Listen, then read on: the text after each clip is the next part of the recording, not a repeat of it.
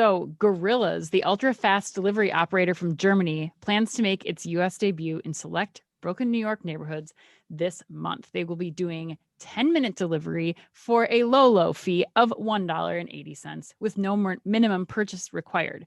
Customers can order one item or a basket of goods. There are some weight limitations, however, because these are delivered by bicycle, but each warehouse will hold about 2,000 to 2,500 items ranging from fresh produce and milk to cat litter.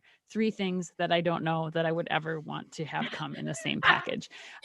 They'll be competing directly with Fridge No More, a startup that also delivers groceries within 15 minutes to similar parts of Brooklyn.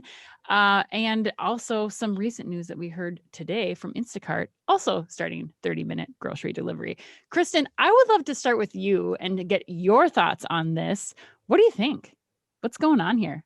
Well, to me, is this really about sort of the Gorillas Go Puffs of the world versus the Instacart DoorDashes, right? Or because the customer value proposition, you're going to get it faster from Gorilla, faster from Go Puff than DoorDash, right? But by minutes, I don't think it's not a huge difference. So to me, it's really like what business model versus customer value proposition is more sustaining and long term. And the Go Puffs and Gorillas, my assumption is that they're making money off of the product sale, the purchase versus the delivery, right? There's no margin in the delivery. So to me, they're going to go the distance versus the DoorDashes and the Instacarts. You know, there's just not a lot of margin there that I think that long term, the more successful businesses will be the Gorillas and the Go Puff side. Fascinating, interesting. That's really interesting too, because Anne, you saw you sent me a message this morning of a similar announcement in this space. Like, what did you see? Didn't something happen this morning in terms of like Instacart?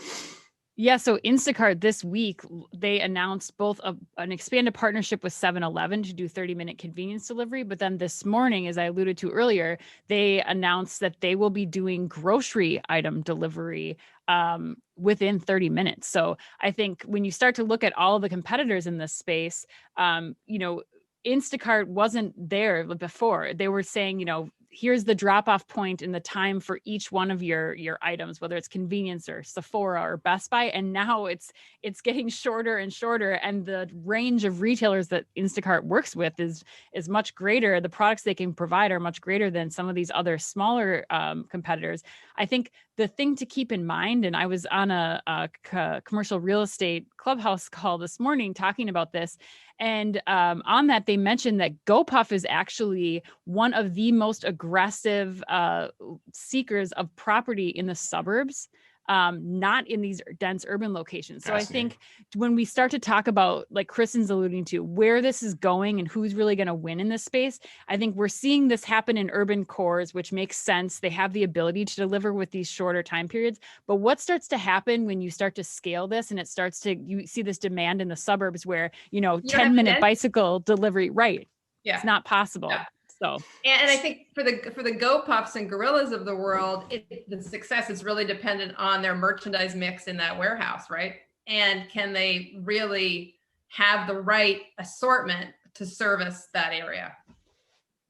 That's fascinating. So like you're thinking, those are some really interesting points you're bringing in. So that's why you're leaning towards that side of the model, Kristin. Chad, what do you think? Man, I love this. As my wife would say, I love this so hard.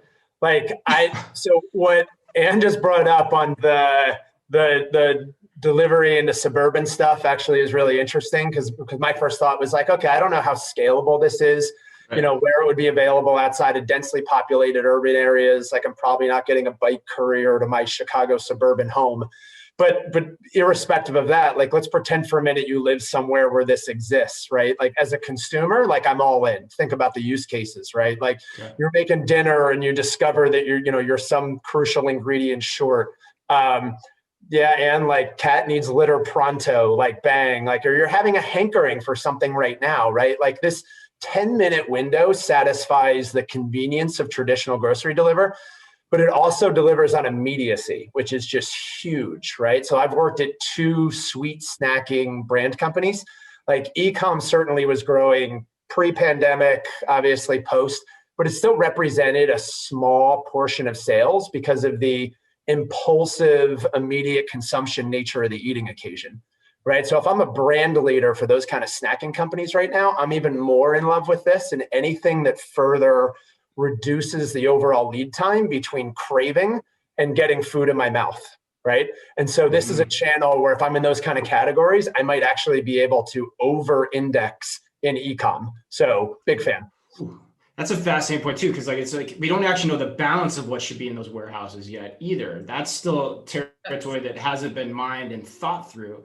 So, Kristin, I see you shaking your head there too, because there's a lot of naysayers. This topic especially, like when you look at social media every week, as we do, there's a lot of naysayers. Like there's one guy I can think of in particular who they just get on and they piss all over this in terms of like the economics of it and how it's never going to work and blah, blah, blah. But Kristin, you're shaking your head because it seems like you're thinking like maybe there is some mix to figure out. You can control the inventory, you can get the margin there, you can get the delivery service fee, and people will want this even in the suburbs. Is that what's going through your head right now as I'm watching you on the screen? I think the economics have a higher upside potential, right? But it is very asset heavy, right? You're going to own warehouse space or rent warehouse space. You've got to purchase the products. You better make sure you have the right product, the right assortment. But if you have that correct, then I see a lot more margin in this business than basically, the Uber or DoorDashes of the world. Going in and doing the picking at another location. And is this something you would do? Like, does 30 minutes matter to you? It sounds like it does to Chad and Kristin. Like, do you think 30 minutes or less, the pizza delivery timing, or 15, 10, whatever the hell Gorillas is doing? Like, does that matter? Well, I think it matters more when you start to think outside of the traditional college or urban setting, like that's what's going to change. The customer mindset is going to continue to change. And again, I'm going to bring Instacart back into this because Instacart does have all of that data. They know what should be going in the warehouses. They've been delivering products from a variety of companies, and they will know what needs to go into these spaces. And so I think that, it's so much more than just, do I want 30-minute delivery or not? Chad, what were you gonna say?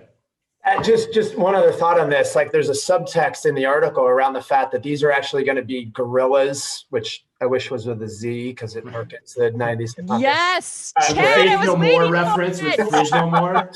I spelled it gorillas too. I was like, yes, go gorillas. Okay, little Clint Eastwood, No, but the fact that they are utilizing an employee base of their own versus gig workers, I think is really interesting in terms of how they're thinking about the model as well. And, to go back to some of Kristin's points around profitability and scalability, I think it's an interesting piece in terms of how they're going to go about it different than the Instacarts of the world.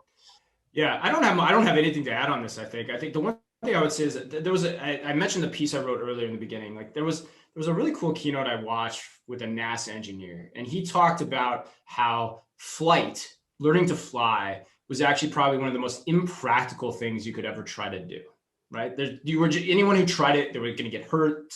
Some people died, but it's actually the impracticality of things that inspires innovation for us to test the bounds and understand what our potential could be. And so this is where I always caution all of the naysayers on social media about how things won't work, because there's enough interest about can we unlock the potential of what's here for what seems impractical to become practical in this regard. And I think you guys are talking incredibly articulately from my perspective, just listening in terms of like how that actually might start to play out. And there are territories here that are completely unexplored.